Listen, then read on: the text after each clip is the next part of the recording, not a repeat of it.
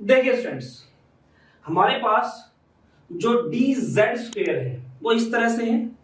ये हमारे पास D x square minus Y square है जो एक्स एक्सिस पर और वाई एक्सिस पर इसके लूप्स बने हुए हैं। इसको यहां से देख रहे हैं तो ये दो लूप छिप रहे हैं। अगर इसको ऊपर से देखेंगे तो ऐसा नजर आएगा। अगर इसको ऊपर से देखेंगे यहां से जेड एक्सिस पे ऐसा नजर आएगा, एक्स पे फैला हुआ और वाई पे फैला हुआ। जेड क्या ऊंचाई की तरफ है।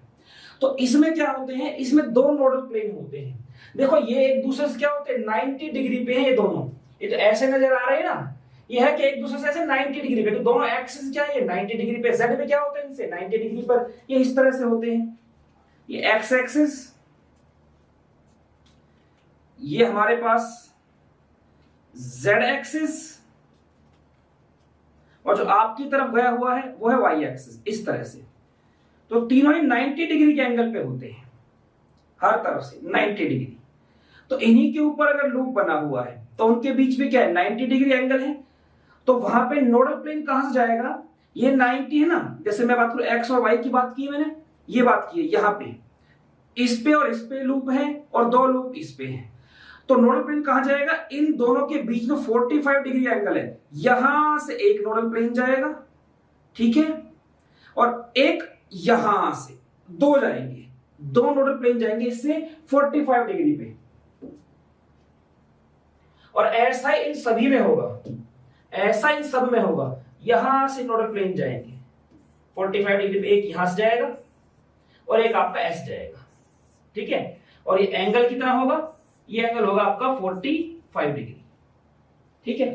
तो जितने भी आपके बाकी के मतलब d x y, d y z, d z x, d x square minus Y square, ये जो हमारे पास ये होते हैं ऑर्बिटल्स होते हैं, इन सभी में दो दो नोडल प्लेन होते हैं। जो डी जेड स्क्वेयर होता है, इसमें क्या होता है, देखिए इसमें क्या होता है, अगर आप देखिए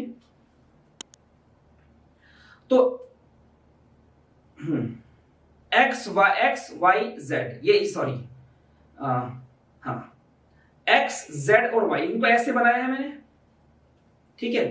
तो इसमें क्या होता है, जो जेड एक्सिस आपकी ये वाली, एक नंबर तो इस पे है, और बाकी जो एक्स और वाई, ये जो आपका एक्स और वाई बचते, इस पे क्या है, इस पर चक्री घूम रही है, जो आप देखिए रिंग जो है, रिंग। तो कह सकते हो इसका nucleus X axis, Y axis, Z axis, हर एक्सिस पे क्या इलेक्ट्रॉन डेंसिटी से घिरा हुआ है, ठीक है। तो अब इसमें क्या बनता है, इसमें बनता है इस तरह का कोण,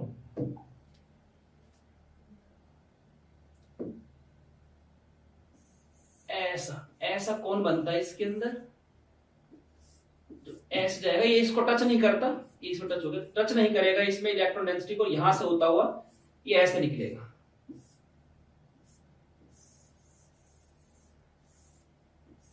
कॉनिकल नोड होता है इस तरह से इसके अंदर, ठीक है। और इसमें से इतना न्यूक्लियर चार्ज बाहर नहीं कर सकता इस तरह की बाकियों में से निकल रहा है, ठीक है।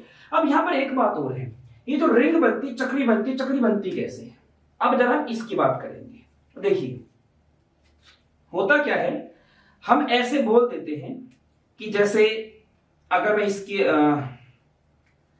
जैसे हमारे पास क्या है इसमें, जैसे मान लो X square minus Y square की ही बात करूं, मैं X square minus Y square की बात करूं, तो वो कहता है एक्स और वाई पर ना डंबल होंगे, एक्स और वाई पर। तो ये एक्स है, सॉरी ये एक्स है, ये जेड है, ये वाई है। तो एक डंबल यहां हो गया और एक डंबल यहां हो गया। पर एक बात को सोचिए, जहां से आप देख रहे हैं, मैं कहूंगा वाई एक्सिस टुवर्ड व्यूअर है, जो व्यूअर जहां से देख रहा है, जो देखने वाला है, उसकी तरफ जो एक्स है वो वाई एक्सिस है। तो अब ये z है, ये x है। लेकिन अगर मैं इसको ऊपर से देखूं तो, अब अगर मैं इसको ऊपर से देखूं तो व्यूअर तो ऊपर आ गया, तो y एक्सिस ये हो गया, तो ये क्या हो गया, z हो गया, ये x हो गया। तो कहने का मेरा मतलब क्या है कि ये चीज कहना कि x और y पर ही ऐसा होता है, ऐसा नहीं है। ये वास्तव में क्या होता है, मैं थोड़ा समझाता हूं। देखिए होता कुछ ऐसा है कि हमारे पास इस तरह से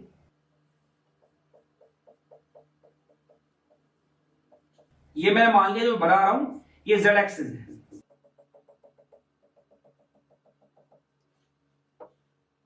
और एक मैंने मान लिया x एक्सिस पे।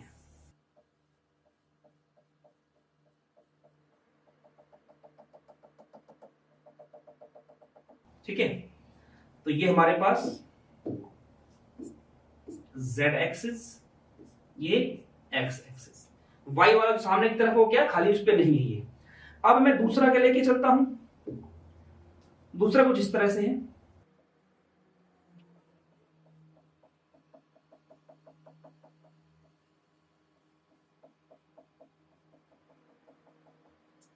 ये z एक्सिस हो गया।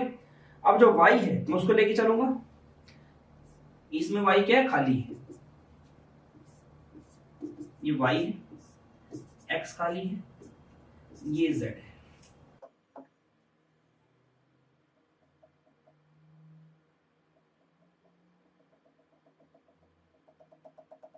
तो है क्या ये है d z² minus Y square, ये है d z² minus x square, sorry ये y स्क्वेयर, ये y स्क्वेयर है।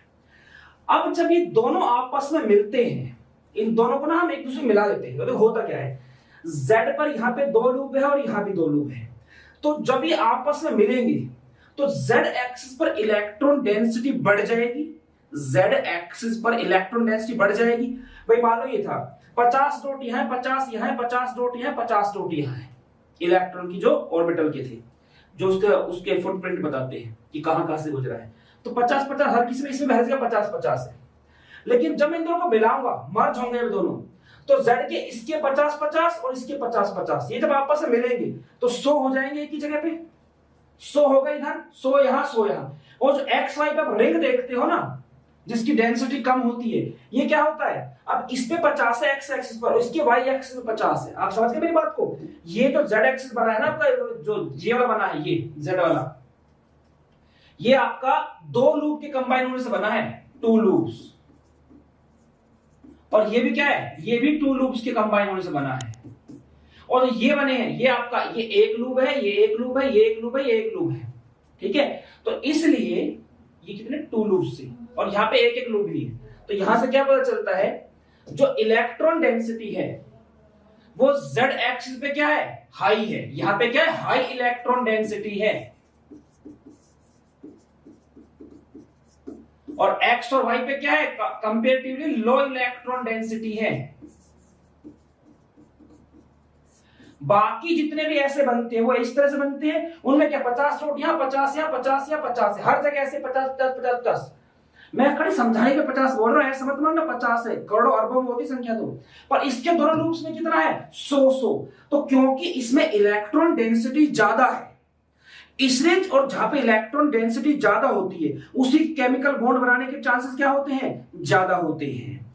तो इसलिए कौन कौन सी ऐसी ज्योमेट्रीज होती है जहां पर z² पहले आता है बॉन्ड बनाने के लिए, कौन कौन सी में x² माइनस y² आता है। ये जो आप कोऑर्डिनेशन केमिस्ट्री पढ़ते हैं उसमें बहुत ज्यादा यूज है इसका, उसी में नहीं, जब आप आगे हाइब्रिडाइजेशन पढ़ेंगे, VSCPR पढ़ेंगे, तो इसको समझाए बिना मैं इसकी बात ही नहीं कर सकता हूं, ठीक है।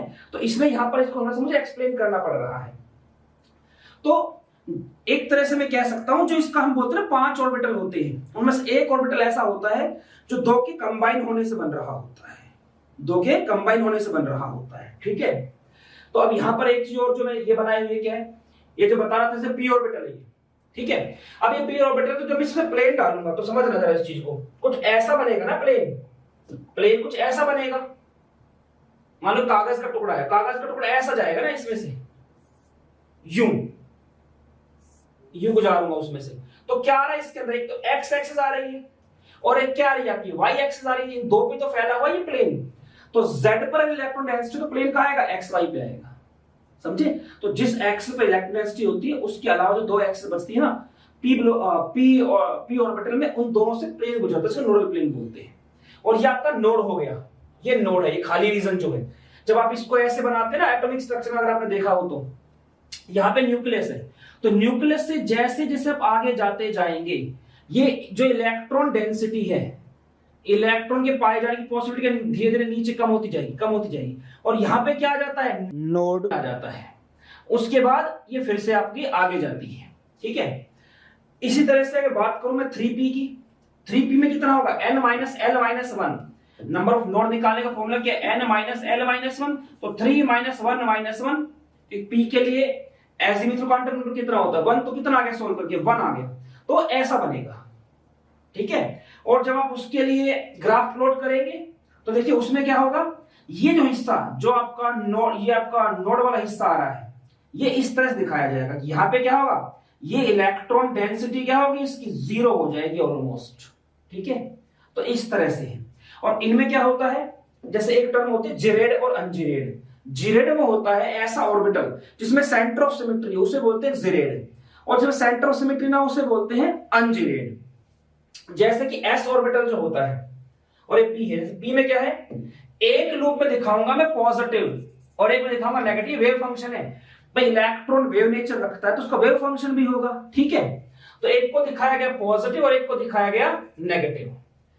इसमें बात करें जैसे ये है आपका, ये सेम लगा के चलो, ऊपर से देखिए कैसे बनाई, ये पॉजिटिव, ये पॉजिटिव, ये नेगेटिव, ये नेगेटिव वेव, ये चार्जेस नहीं है, ये वेव फंक्शन है इनके। ठीक है ना, अब इसमें कहता है कि देखो अगर मैं यहां पे एक सेंटर मान लूं तो इससे इस तरफ जाने पर पॉजिटिव और इस तरफ जाने पे क्या है, नेगेटिव है। वेव फंक्शन जो पॉजिटिव नेगेटिव, वेव फंक्शन मतलब और कुछ नहीं है, जो मैंने ऐसे करके दिखाया था ना आप लोगों को।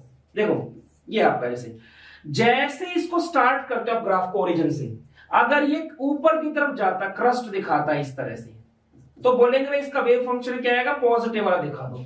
और अगर स्टार्ट होने के जस्ट बाद नीचे से स्टार्ट होता ट्रफ से, तो फिर उसके क्या दिखा देते हैं हम, नेगेटिव वाला दिखा देते हैं। ठीक है ना, और इसके अंदर कुछ खास इतना टेंशन की जरूरत नहीं है। तो इसमें क्या है, ऊपर पॉजिटिव इसमें नेगेटिव, तो इसमें क्या है, सेंटर ऑफ सिमेट्री नहीं है वेव फंक्शन की। ठीक है ना, सेंटर ऑफ सिमेट्री नहीं है, तो मैं बोलूंगा ये कैसा है, पी ऑर्बिटल होता है आपका अनजिरेड, अनजिरेड। ठीक है, जो डी होता है पॉजिटिव पॉजिटिव नेगेटिव नेगेटिव, तो इसमें क्या, इसमें सेंटर ऑफ सिमेट्री आ गई, यहां भी नेगेटिव, यहां नेगेटिव, यहां पॉजिटिव, यहां पॉजिटिव, तो इसे मैं क्या बोलूंगा, ये होता है आपका जिरेड, जिरेड ऑर्बिटल होता है। इसकी बात करें, इसमें यहां पॉजिटिव है, यहां पॉजिटिव है, और नेगेटिव क्या है, ये वाला इधर फैला हुआ, तो इसमें भी क्या है, सेंटर ऑफ सिमेट्री है, इधर जाओ पॉजिटिव, इधर जाओ पॉजिटिव, इधर जाओ नेगेटिव, इधर जाओ नेगेटिव, तो इसमें भी क्या आपका जिरेड है, सेंटर ऑफ सिमेट्री है। जो एस होता है, एस में क्या होता है, एस को आप ऐसे लेके चलते हैं, जब मान लो मुझे एस बनाना है,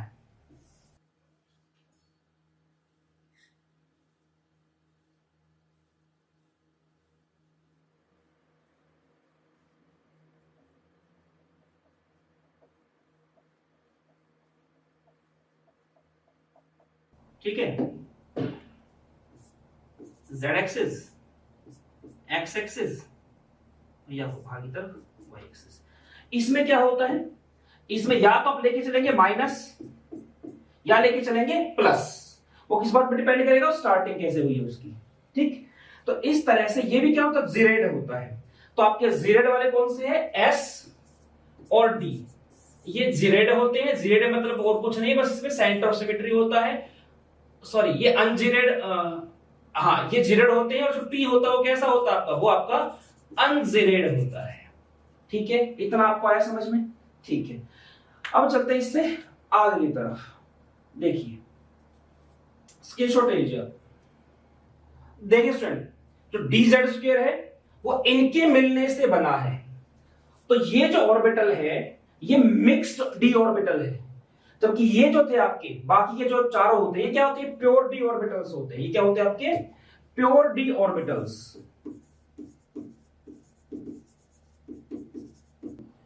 देखिए स्टूडेंट, एक बात आपको ध्यान रखनी है, ये जो ऑर्बिटल बना है dz स्क्वायर, ये कैसे बना है, इन दोनों के मर्ज होने से बना है। ठीक है, तो वास्तव में इसके अंदर 8 लूप्स हैं, 4 ये और 4 ये, बाकी सब में कितने आ रहे थे, सिर्फ 4 4 आ रहे थे, ये है ना, डी के बाकी जितने में कितने 4 4 है।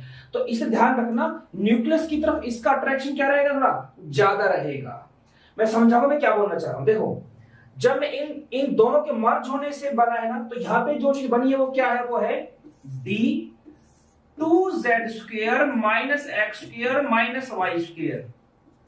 इसका ये मतलब नहीं, मैंने इन दोनों को ऐड करके लिख दिया है, इसका मतलब ये है जो आपका d है ना, ये d, सॉरी जो z है, ये तो आपका पॉजिटिव वाला, ये wave function positive wave function, ये क्या है आपका एक्स वाला नेगेटिव वाला, ऐसे यहां भी जेड क्या आपका पॉजिटिव वेव फंक्शन को शो कर रहा है, यहाँ पे पॉजिटिव वेव फंक्शन, वाई क्या आपका नेगेटिव वाला। तो क्योंकि वाई और एक्स नेगेटिव वेव फंक्शन वाले हैं, इसलिए इनके आगे नेगेटिव लगाया और जेड के आगे पॉजिटिव है, ठीक है। तो ये इस तरह से भी आप इसको लिख सकते हैं। अच्छा, क्योंकि ये एक से ज्यादा तरह के ऑर्बिटल्स के मिलने से बना है, इसलिए इसे बोलते हैं मिक्स्ड डी ऑर्बिटल। और जो बाकी जो है ये चार जो होते हैं बाकी, इन्हें बोला जाता है pure D orbital, pure D orbitals. और ये क्या आपका मिक्स्ड डी ऑर्बिटल, ठीक है। तो अब इसमें क्या है, क्या सिमिलरिटी है और क्या डिफरेंस है इनके बीच में। देखो डिफरेंस इनके बीच में जो है वो ये है, इसमें सारे के सारे जो होते हैं ये चारों, इनके पास 4 लूप्स होते हैं, इसके पास 8 लूप्स होते हैं, पहला डिफरेंस है। दूसरा, इसमें 2 नोडल प्लेन होते हैं, इन सभी में क्या है 2 नोडल प्लेन होते हैं, जबकि इसमें क्या होता है, इसमें कॉनिकल नोड होता है, ठीक है ना। इसमें नोडल प्लेन नहीं होता, इसमें क्या होता है कॉनिकल नोड होता है, जिसके कारण इसमें से कम न्यूक्लियर चार्ज, न्यूक्लियस बीच में है, इसमें से कम न्यूक्लियर चार्ज बाहर जा पाता है, ठीक है।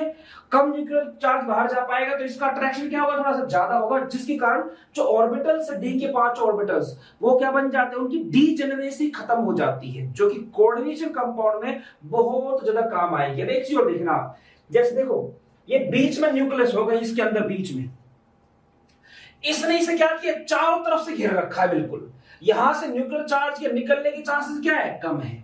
अगर पी में बात करूं, यहां से बड़ी आसानी से क्या होगा, न्यूक्लियर चार्ज निकल सकता है। तो न्यूक्लियर चार्ज के निकलने के रास्ते कितने हो गए, 2 रास्ते दिख गए साफ साफ। डी में क्या है, वही न्यूक्लियर चार्ज 4 रास्तों से निकल सकता है, 2 ये हो गए और 2 ये हो गए। एफ में क्या हो गया, रास्ते और भी ज्यादा बढ़ जाते हैं। तो जितना इनमें से न्यूक्लियर चार्ज निकल पाएगा, उतना इनके न्यूक्लियस के बीच में अट्रैक्शन क्या होगा, कम होगा। और मैं कह सकता हूं इसके बेस पर कि एस जो होता है सबसे अच्छी तरह से न्यूक्लियस को शील्ड करता है, उससे कम अच्छी तरह शील्ड करता है पी, और डी क्या उससे भी कम शील्ड करता है, ठीक है। और अगर मैं डी की बात करूं तो डी के 5 ऑर्बिटल, ये 4 और ये 5वां, ये पांचों एक समान रूप से शील्ड नहीं करते, ये ज्यादा शील्ड करता है, क्योंकि इसमें एक्स वाई जेड मतलब एक्स वाई जेड तीनों ऑर्बिटल्स में ही क्या इलेक्ट्रॉन डेंसिटी है, जबकि इनमें ऐसा नहीं है। इसकी किसी में बात करोगे तो उसमें कोई एक एक्सिस क्या रहती है, बिल्कुल खाली पड़ी रहती है, तो वहां से न्यूक्लियर चार्ज ज्यादा निकल जाएगा, ठीक है। तो आप इसका स्क्रीनशॉट ले लीजिए, फिर इसमें आगे चलते हैं।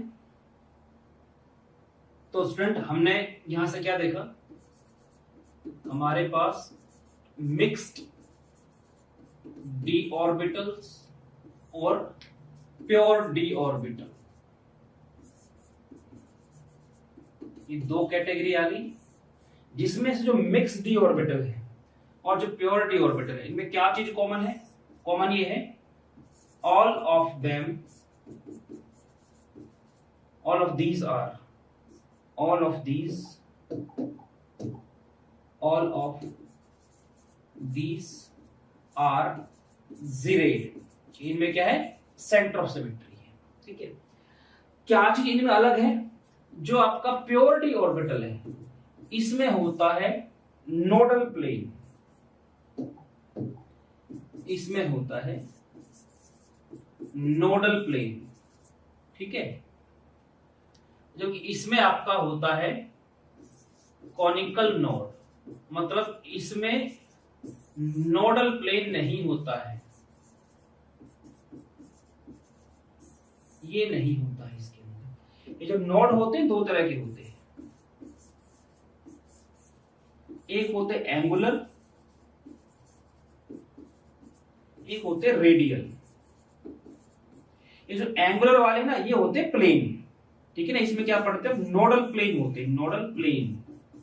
और नीचे वाली जो ना ये होता है सरफेस, इसमें प्लेन नहीं होता है, ठीक है, ये फर्क होता है इनके अंदर, ठीक है। तो ये तो डिफरेंस हो गया इधर जो अलग लिखा है, और ये आपका कॉमन हो गया, तो ये क्या सिमिलरिटी हो गई एक तरह से, ये क्या है इनकी सिमिलरिटी।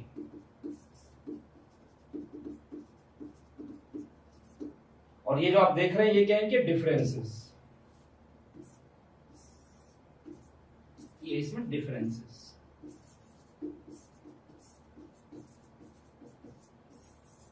दूसरी चीज एक होता है डिफरेंशियल शील्डिंग इफेक्ट।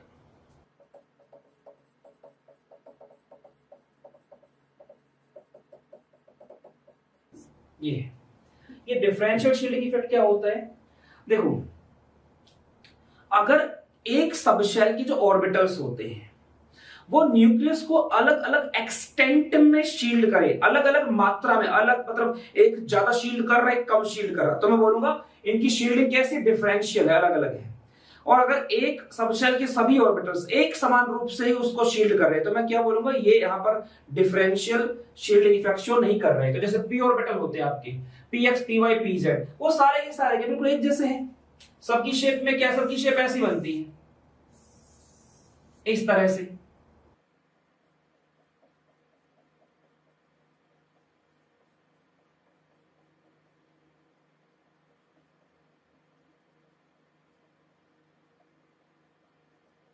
ये है, मैंने px बना दिया है यहाँ पे, तो सबकी शेप इसी तरह की, y वाले की y पे आ जाएगी, z वाले की z पे आ जाएगी। तो ये सारे क्या होते हैं? ये एक समान रूप से शील्ड करते हैं न्यूक्लियस को, तो इनमें डिफरेंशियल शील्डिंग नहीं होती है।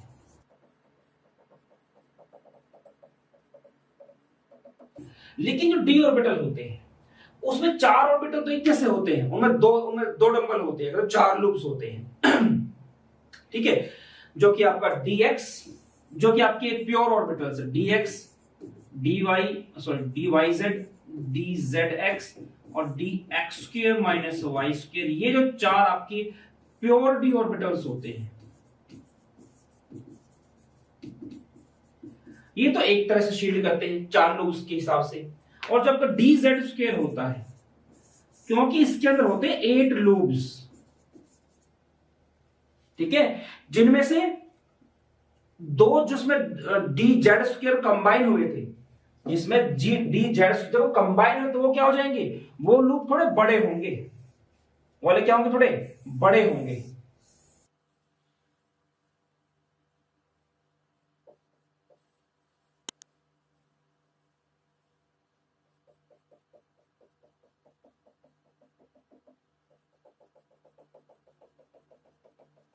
और जो x और y पर दिया कंबाइन नहीं हुआ था, वो वाले लूप्स क्या होते हैं उसके मुकाबले? वो छोटे रह जाते हैं। वो क्या है? वो छोटे रह जाते हैं। ठीक है,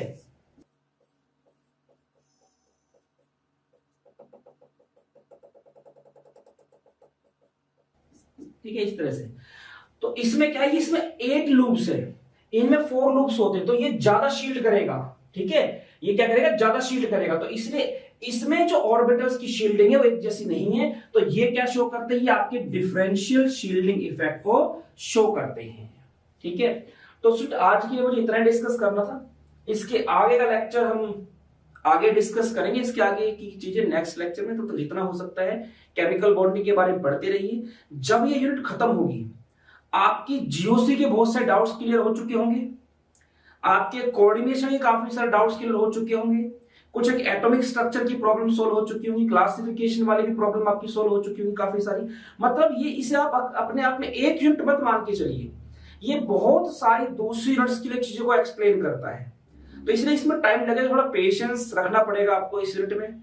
तो जितना हो सकता है ज्ञान बटोरते रहिए, अपने टीचर्स का सम्मान कीजिए। मिलते हैं नेक्स्ट लेक्चर में, तब तक फिजिकली, मेंटली और स्पिरिचुअली तगड़े होने में ध्यान दीजिए। जय हिंद।